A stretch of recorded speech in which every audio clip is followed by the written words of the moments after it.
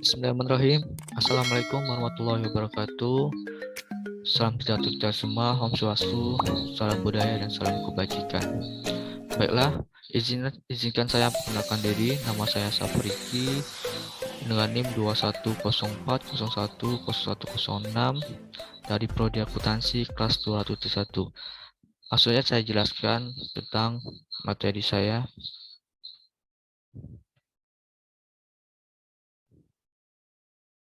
Yang pertama adalah teknologi maritim yang ada di Indonesia dan di Kepri. Apa sih maritim? Mungkin teman-teman ada yang tidak tahu tentang maritim itu apa. Nah, maritim adalah suatu negara yang di daerah teritorial lautnya lebih luas daripada daerah teritorial daratan. Selain itu, negara maritim biasanya negara yang memiliki banyak pulau. Tak hanya itu, negara maritim juga biasanya memiliki garis pantai yang panjang serta wilayah perairan yang lebih luas daripada daratan. Indonesia memiliki sekitar 17.500 pulau bergaris pantai sepanjang 81.000 km. Sekitar 62% luas wilayah Indonesia adalah laut dan perairan. Hal ini dikonfirmasikan dari data KKV. Luas wilayah daratan sebesar 1,91 juta kilometer persegi, sedangkan luas wilayah perairan mencapai 6,32 juta kilometer persegi. Provinsi Kepri yang memiliki luas seluasnya 24.121.530,0 hektar atau 9,579% dan daratan seluas 1.059.5111,0 hektar atau 4,21%, menyimpan potensi pengembangan perikanan budidaya aquaculture yang sangat besar, terutama budidaya laut atau marikultur. Teknologi maritim. Di sini, ilmu dan teknologi maritim adalah ilmu yang mempelajari tentang keseluruhan sarana untuk mencapai tujuan dalam rangka memenuhi kelangsungan dan juga kenyamanan hidup manusia yang dipakai di bidang kelautan, khususnya berhubungan dengan pelayaran atau navigasi serta berfokus pada kegiatan ekonomi. Keramba jaring atau apung offshore. Keramba jaring, apung lepas pantai atau kerja offshore adalah budidaya perikanan dengan penggunaan teknologi tinggi, modern dan berskala besar. Penggunaan teknologi KJA sendiri merupakan terobosan yang dilakukan oleh Kementerian Kelautan dan Perikanan atau KKP dan mengadopsi teknologi budaya dari Norwegia. Untuk budidaya KJA offshore dilakukan di lepas pantai atau laut terbuka yang minimal di atas 3 km dari garis pantai dan memenuhi persyaratan teknis tertentu seperti kedalaman yang cukup, memiliki arus yang cukup maksimal atau 1 meter per detik dan tahap terhadap gelombang. Teknologi kerja offshore memiliki beberapa keunggulan, yaitu tahan terhadap gelombang dan memiliki ketahanan lebih dari 10 tahun. Cukup efektif digunakan dalam budidaya ikan karena mudah dalam pemasangan maupun pelepasan jaring.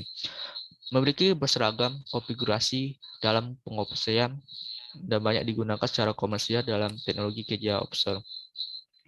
Menteri KKV atau Susi Pujiastuti menjelaskan bahwa teknologi kerja offshore tidak akan membuat nelayan tradisional tersingkir, karena ikan hasil budidaya dan ikan hasil tangkapan nelayan merupakan suatu yang berbeda, dan diharapkan teknologi ini akan menjadi acuan dalam usaha budidaya ikan laut dan mendorong peningkatan produksi, serta pemanfaatan potensi lahan budidaya secara optimal dan berkelanjutan. SSV Penakluk Samudra Karya PT FAL Indonesia atau Persero Race Horses.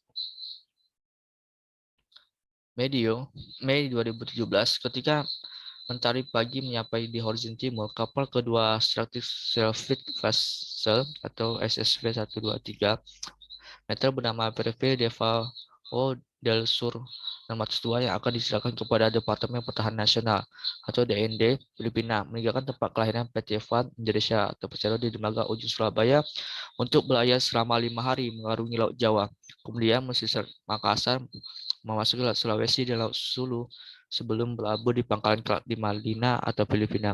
Sebelum di tahun 2016, PT FAL Indonesia atau Persero telah melakukan delivery kapal serupa yang diberi nama BRV Talat 601 oleh DND Filipina. BRV Paul de Sur 602 di delivery kepada DND Filipina untuk dioperasikan oleh Angkatan Laut Filipina dalam seremoni yang dilaksanakan pada 31 Mei 2017. PT PAL Indonesia Persero merupakan galangan kapal terbesar di Indonesia yang memiliki salah satu portofolio bisnis teknologi development.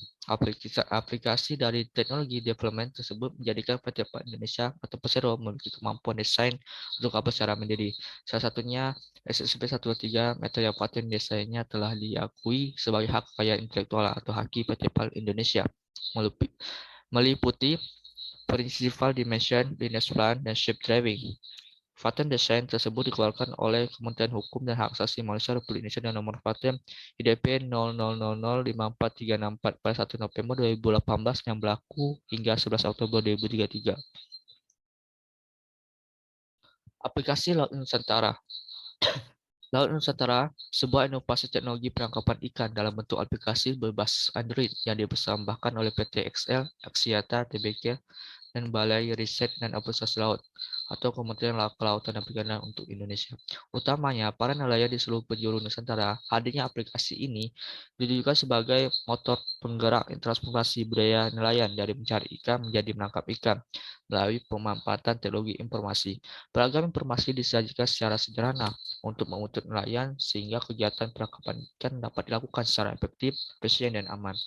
Nah, hanya dalam satu genggaman aplikasi, nelayan dapat merencanakan kegiatan penangkapan ikan dengan lebih baik, mulai untuk cara mandiri di lokasi penangkapan ikan terdekat, estimasi kebutuhan BBM, estimasi harga jual, dan dengan tetap mempertimbangkan kondisi cuaca dan gelombang saat kerja di laut. Laut Nusantara ditunjuk oleh Kementerian Kominfo sebagai aplikasi resmi Program Nasional Nelayan Go Online untuk mendukung pembangunan Indonesia di sektor kemaritiman. Nah, targetnya adalah satu, mengangkat profesi nelayan sebagai profesi yang bergengsi atau strategis. Yang kedua, mendorong generasi muda atau terus menjadi nelayan. Yang tiga, nelayan kecil mempunyai peluang untuk menangkap ikan yang mempunyai nilai ekonomi tinggi. Empat, memotong jalur distribusi. Nelayan mempunyai pilihan untuk menjual ikan hasil tangkapnya tanpa harus melalui perantara.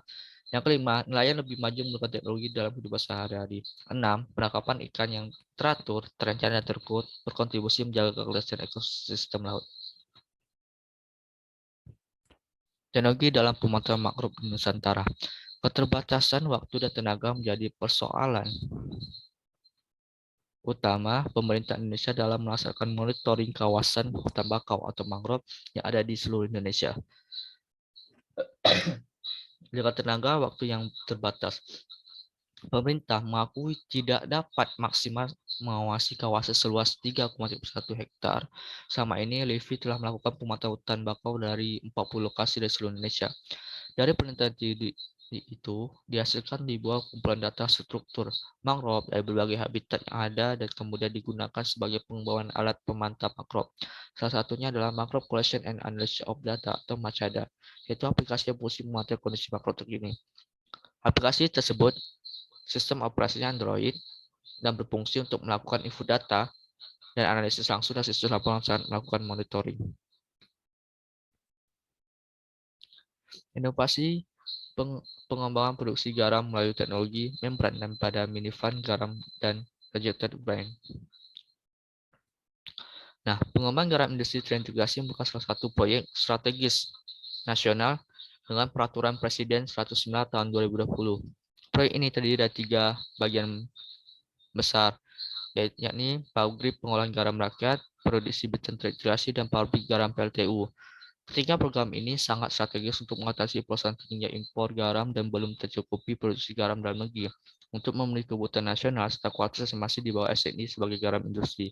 Minifan ini merupakan buah hasil kajian dan inovasi yang dilakukan oleh Badan Riset dan Inovasi Nasional atau BRIN yang memanfaatkan rejected brine VLTU dari sisa pengolahan air laut yang digunakan sebagai boiler pembangkit listrik.